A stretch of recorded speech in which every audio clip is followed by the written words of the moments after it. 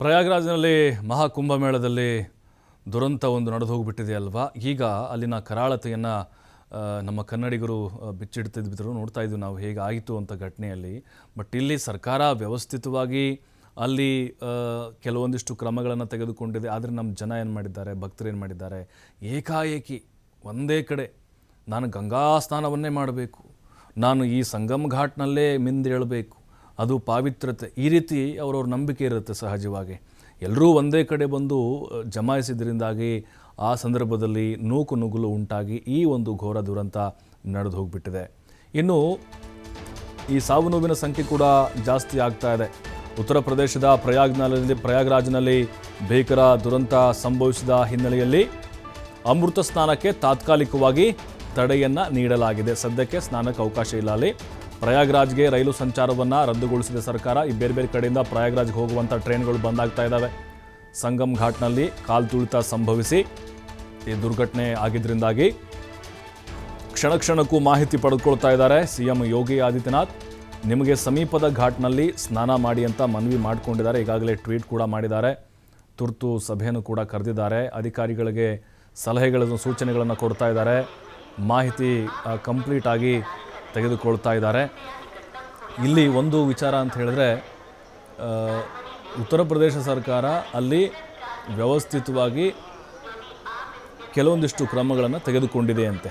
ಅಲ್ಲಿ ಹೋದಂಥವ್ರು ಹೇಳ್ತಿದ್ರು, ಎಲ್ಲ ಮೈಕ್ ಮೂಲಕ ಅನೌನ್ಸ್ ಮಾಡ್ತಾಯಿದ್ರು ಸಾವಧಾನವಾಗಿ ಹೋಗಿ ಅಂಥೇಳಿ. ಆದರೆ ನಮ್ಮ ಜನ ಭಕ್ತರು ಏಕಾಏಕಿ ನುಗ್ಗಿದ್ರಿಂದಾಗಿ.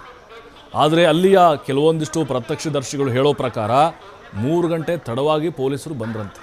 ಈ ಘಟನೆ ಆಗಿ 2 ರಿಂದ 3 ಗಂಟೆ ತಡವಾಗಿ ಸ್ಥಳಕ್ಕೆ ಬಂದರು ಅಂಥೇಳಿ ಪ್ರತ್ಯಕ್ಷದರ್ಶಿಗಳು ಹೇಳಿದ್ದೀವಿ. ಹಾಗಾಗಿಯೇ ಕೆಲವೊಂದಿಷ್ಟು ಅವ್ಯವಸ್ಥೆಗಳು ಕೂಡ ಅಲ್ಲಿ ಆಗಿದ್ದಾವೆ.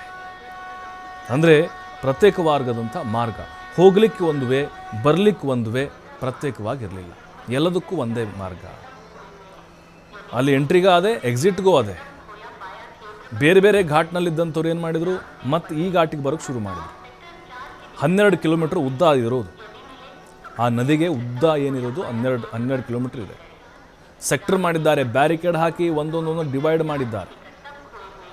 ಆದರೆ ಏನು ಮಾಡಿದ್ದಾರೆ, ಗಂಗಾ ನದಿ ಏನಿದೆ ಅಲ್ಲಿ ಆ ಸೆಕ್ಟರ್ ಅಂತ ಏನು ಮಾಡಿದ್ದಾರೆ, ಆ ನದಿಯಲ್ಲಿ ಆ ಘಾಟ್ನಲ್ಲಿ ನಾವು ಸ್ನಾನ ಮಾಡಿದರೆ ನಮ್ಮ ಪುಣ್ಯ ಪ್ರಾಪ್ತಿ ಆಗುತ್ತೆ ಅನ್ನುವಂಥ ನಂಬಿಕೆಯಿಂದ ಎಲ್ಲರೂ ಆ ಕಡೆ ನುಗ್ಗಿ ಹೋಗಿದ್ದಾರೆ. ಹಾಗಾಗಿಯೇ ಇದು ಜಾಸ್ತಿ ಜನಸಂಖ್ಯೆಯಾಗಿ ಕಾಲು ತುಳಿತ ಸಂಭವಿಸಿ ಎಷ್ಟೋ ಜನ ಅಲ್ಲಿ ಕಾಲಡಿ ಸಿಕ್ಕಾಕೊಂಡು ಎದೆ ಮೇಲೆ ಕಾಲಿಟ್ಕೊಂಡು ಹೋಗಿರ್ತಾರೆ. ಉಸಿರಾಟದ ಸಮಸ್ಯೆ ಆಗಿರುತ್ತೆ ಅವರಿಗೆ. ಅಲ್ಲಿ ಸಹಾಯಕ್ಕೂ ಕೂಡ ಆ ಕ್ಷಣದಲ್ಲಿ ಯಾರೂ ಕೂಡ ಬರಲಿಕ್ಕಾಗೋದಿಲ್ಲ. ಎಲ್ಲರೂ ತಮ್ಮ ಪ್ರಾಣ ಉಳಿಸ್ಕೊಳ್ಳುವಂಥ ಅವಸರದಲ್ಲಿ ಇರ್ತಾರೆ. ಎಷ್ಟು ಜನ ಮಹಿಳೆಯರು ಸಿಕ್ಕಾಕೊಂಡಿದ್ದಾರೆ ಅಂತ ಜಾಸ್ತಿಯಲ್ಲಿ. ನಾವು ಹೇಳ್ತಾ ಇದ್ವಿ ನಿಮಗೆ ಆಗಲಿಂದ ಅಲ್ಲಿನ ದೃಶ್ಯಗಳು ಈ ಭೀಕರತೆಯನ್ನು ಬಿಚ್ಚಿಡ್ತಾ ಇದ್ದೇವೆ ಅಂಥೇಳಿ. ನೋಡಿ, ಅಧಿಕಾರಿಗಳು ಮೈಕ್ ಮೂಲಕ ಅನೌನ್ಸ್ ಮಾಡೋದು ನಮ್ಗೆ ಕೇಳಿಸ್ತಾ ಇದೆ. ಆದರೆ ಜನರು ಅದನ್ನು ಕಿವಿಗೆ ಹಾಕ್ಕೊಳ್ತಾ ಇರಲಿಲ್ಲ. ಅಲ್ರಿ, 10 ಕೋಟಿ ಜನ, 10 ರಿಂದ 14 ಕೋಟಿ ಜನ ಒಂದೇ ದಿನಕ್ಕೆ ಬಂದರೆ ಅಲ್ಲಿ ಹೆಂಗೆ ನಿಭಾಯಿಸೋಕ್ಕಾಗುತ್ತೆ ಹೇಳಿ? ಅದು 1 ರಿಂದ 2 ಕೋಟಿ ಜನ ಆ ಟೈಮ್ನಲ್ಲಿ ಇದ್ದಾರೆ ಅಂತ ಹೇಳಿದ್ರೆ ಅದು ಯಾವ ಮಟ್ಟಿಗೆ ಜನರು ಬಂದಿರಬೇಕು ಅಲ್ಲಿ? ಓಕೆ, ಅವರವ್ರ ನಂಬಿಕೆ ಭಾವನೆಗಳು ಓಕೆ, ಪವಿತ್ರ ಪುಣ್ಯ ಸ್ನಾನ ಮಾಡಬೇಕು, ಮೌನಿ ಅಮಾವಾಸ್ಯೆ ಶಾಹಿ ಸ್ನಾನ ಮಾಡಬೇಕು ಅನ್ನುವಂಥ ಒಂದು ನಂಬಿಕೆ ಇದೆ. ಆದರೆ ಈ ರೀತಿ ಅವಸರವನ್ನು ಮಾಡಿ, ಜೊತೆಗೆ ಇವತ್ತೇ ನಾವು ಆ ಒಂದು ಪುಣ್ಯ ಸ್ನಾನವನ್ನು ಮಾಡಬೇಕು ಅಂಥೇಳಿ ಎಲ್ಲ ಕಡೆಗಳಿಂದಲೂ ಬಂದು ಅಲ್ಲಿ ಸೇರಿದರೆ ಈ ರೀತಿ ಅನಾಹುತಗಳು ನೋಡಿ. ಆ್ಯಂಬುಲೆನ್ಸ್ಗಳು ಸಾಕಾಗ್ತಿಲ್ಲ ಅಲ್ಲಿ. ಬೆಡ್ಗಳು ಕೂಡ ಬೆಡ್ಗಳು ಫುಲ್ಲಾಗಿದ್ದಾವಂತೆ. ಆರಂಭದಲ್ಲಿ ಅಲ್ಲಿ ರಕ್ಷಣಾ ಕಾರ್ಯಾಚರಣೆ ಸ್ವಲ್ಪ ವಿಳಂಬ ಆಯಿತು. ಅಲ್ಲಿ ಇದ್ದಂತಹ ಸಿಬ್ಬಂದಿ ಸಾಕಾಗಲಿಲ್ಲ ಅಲ್ಲಿ. ಯಾಕೆಂದರೆ 10 ರಿಂದ 15 ಜನ ಅಲ್ಲಿ ಒಂದು ರಸ್ತೆಗೆ ಸಂಬಂಧಪಟ್ಟಂಗೆ ನಾವು ನೋಡಿದ್ರೆ ಒನ್ ವೇದಲ್ಲಿ ಅಲ್ಲಿ ಲಕ್ಷಾಂತರ ಸಂಖ್ಯೆಯಲ್ಲಿ ಜನ ಬಂದುಬಿಟ್ರೆ ನಿಮಗೆ ಅದನ್ನು ಕಂಟ್ರೋಲ್ ಮಾಡೋದು ಕೂಡ ಬಹಳ ಕಷ್ಟ ಆಗಿಬಿಡುತ್ತೆ. ಹಾಗಾಗಿಯೇ ಈಗ ಯೋಗಿ ಆದಿತ್ಯನಾಥ್ ಸರ್ಕಾರ ಅಗತ್ಯ ತುರ್ತು ಕ್ರಮಗಳನ್ನು ಕೈಗೊಳ್ಳೋಕೆ ಮುಂದಾಗಿದೆ. ಜೊತೆಗೆ ನಿರಂತರವಾಗಿ ಟಚ್ಚಲ್ಲಿದ್ದಾರೆ ಅಧಿಕಾರಿಗಳ ಜೊತೆಗೆ. ಅಲ್ಲಿ ಮಾಹಿತಿಗಳನ್ನು ತೆಗೆದುಕೊಳ್ತಾನೆ ಇದ್ದಾರೆ.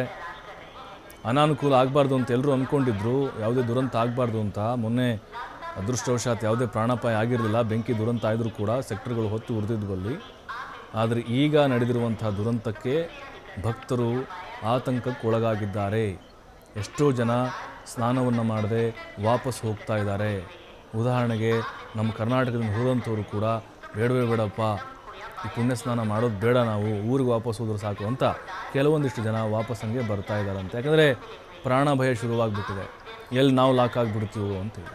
ಮಧ್ಯೆ ಸಿಕ್ಕಾಕೊಂಡ್ಬಿಟ್ರೆ ನುಸುಳೋಕ್ಕೂ ಕೂಡ ಆಗೋದಿಲ್ಲ, ಉಸಿರಾಡೋಕ್ಕಾಗೋದಿಲ್ಲ, ಆ ಕಡೆ ಈ ಕಡೆ ತಿರುಗಾಡೋಕ್ಕಾಗದೇ ಇರುವಂಥ ಇಕ್ಕಟ್ಟಿನ ಪರಿಸ್ಥಿತಿ ನಿರ್ಮಾಣ ಆಗಿಬಿಡ್ತಾ ಇದೆ. ಅಲ್ಲಿ ಪಿಲ್ಲರ್ ನಂಬರ್ 12 ಅಲ್ಲಿ ಜಾಸ್ತಿ ಅನಾಹುತಗಳಾಗಿದೆ ಅನ್ನುವಂಥ ಮಾಹಿತಿ ಸದ್ಯಕ್ಕೆ ಸಿಗ್ತಾ ಇದೆ. ಈಗ ಯೋಗಿ ಆದಿತ್ಯನಾಥ್ ಮನವಿ ಮಾಡ್ಕೊಂಡಿದ್ದಾರೆ, ಇದೇ ಘಾಟ್ ಅಂತ ಹೋಗಬೇಡಿ, ನೀವು ನಿಮ್ಗೆ ಯಾವುದ್ಯಾವ್ದು ಹತ್ತಿರ ಆಗುತ್ತೋ ಅಲ್ಲಿ ಸ್ನಾನವನ್ನು ಮಾಡಿ ಅಂತೇಳಿ ರಿಕ್ವೆಸ್ಟ್ ಮಾಡ್ಕೊಳ್ತಾ ಇದ್ದಾರೆ. ಒಂದೇ ಸಾರಿಗೆ ಜನಜಂಗುಳಿ ಜಾಸ್ತಿ ಆಗಿದ್ದರಿಂದಾಗಿ ಈ ರೀತಿ ಅವಘಡ ಆಗಿದೆ. ನೋಡಿ, ಅಲ್ಲಿ ತಡೆಗೋಡೆಗಳನ್ನು ಮಾಡಿದರು, ತಾತ್ಕಾಲಿಕ ತಡೆಗೋಡೆ, ಅದೆಲ್ಲ ಮುರಿದು ಹಾಕಿಬಿಟ್ಟಿದ್ದಾರೆ.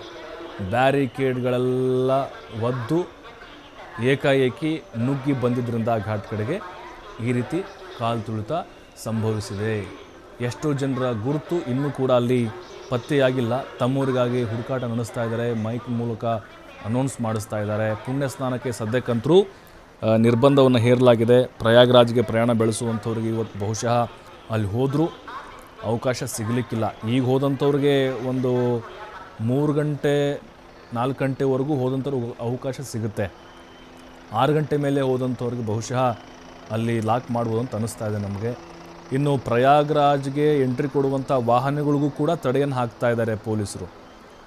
ನೋಡಿ, ಗಲ್ಲಿಯಿಂದಲೂ ಕೂಡ ಹಳ್ಳಿಯಿಂದಲೂ ಕೂಡ ಪ್ರಯಾಗ್ರಾಜ್ಗೆ ಜನ ಅಲ್ಲಿ ಭೇಟಿ ಕೊಡ್ತಿದ್ದಾರಂತೆ. ಯಾಕಂದರೆ ಸುತ್ತಮುತ್ತಲೂ ಕೆಲವೊಂದಿಷ್ಟು ಪ್ರದೇಶಗಳು ಹತ್ತಿರ ಇರೋದ್ರಿಂದಾಗಿ, ಈಗ ಪಂಜಾಬು, ಹರಿಯಾಣ, ಛತ್ತೀಸ್ಗಢ, ಉತ್ತರಾಖಂಡು ಆ ರಾಜ್ಯಗಳು, ಉತ್ತರ ಭಾರತ ರಾಜ್ಯಗಳು ಭಾಳ ಹತ್ತಿರ ಪ್ರಯಾಗ್ರಾಜ್ಗೆ. ಹಾಗಾಗಿ ಎಲ್ಲರೂ ಇವತ್ತಿನ ಒಂದು ದಿನ ನಿಗದಿ ಮಾಡಿಕೊಂಡು ಸ್ನಾನಕ್ಕೆ ಹೋಗಿದ್ದಾರೆ, ಪವಿತ್ರ ಸ್ನಾನ ಮಾಡಬೇಕು ಅಂತ.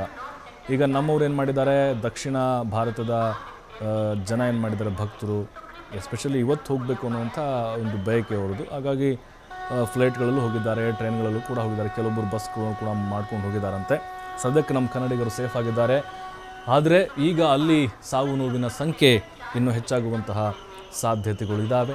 ಭದ್ರತಾ ಸಿಬ್ಬಂದಿಗಳು ಆರಂಭದಲ್ಲಿ ಪರದಾಡುವಂತಹ ಪರಿಸ್ಥಿತಿ ನಿರ್ಮಾಣ ಆಗಿತ್ತು. ಯಾಕಂದರೆ ದೊಡ್ಡ ಸಂಖ್ಯೆಯಲ್ಲಿ ಭಕ್ತಾದಿಗಳು ಒಮ್ಮೆಲೆ ಆ ಸಂಗಮ ಘಾಟ್ ಕಡೆ ನುಗ್ಗಿ ಬಂದಿದ್ದರಿಂದಾಗಿ ಈ ರೀತಿ ಘನಘೋರ ದುರಂತ ನಡೆದು ಹೋಗಿಬಿಟ್ಟಿದೆ.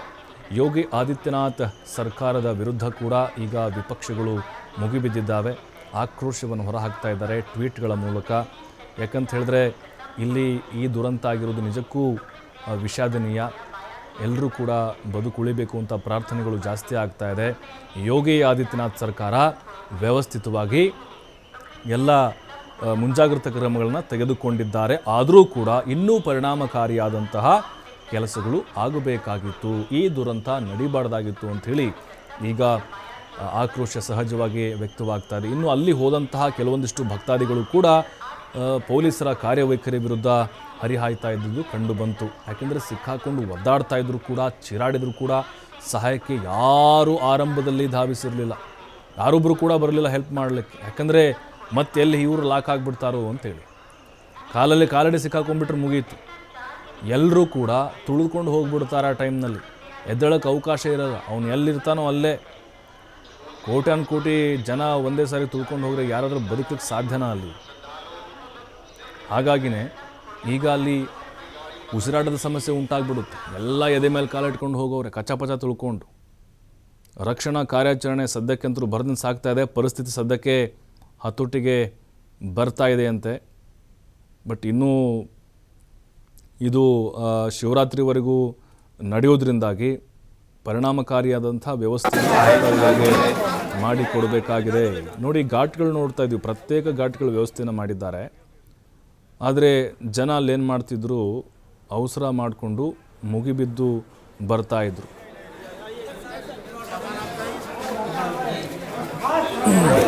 क्या नाम है आपका?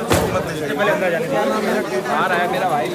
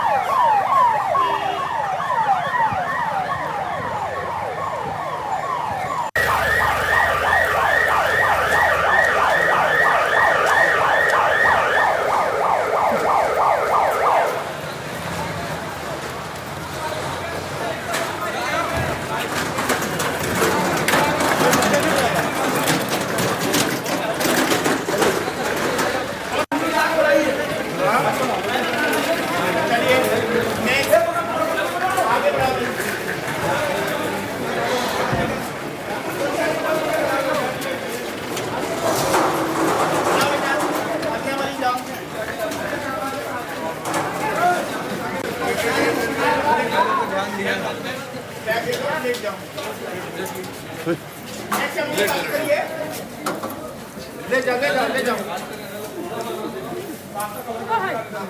नाम है आपका? राजीव।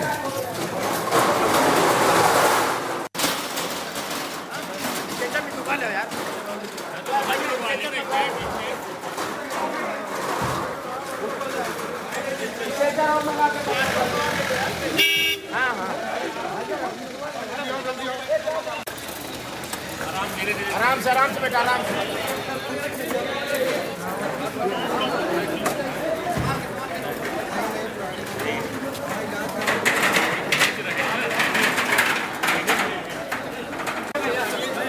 हाँ ले चलो।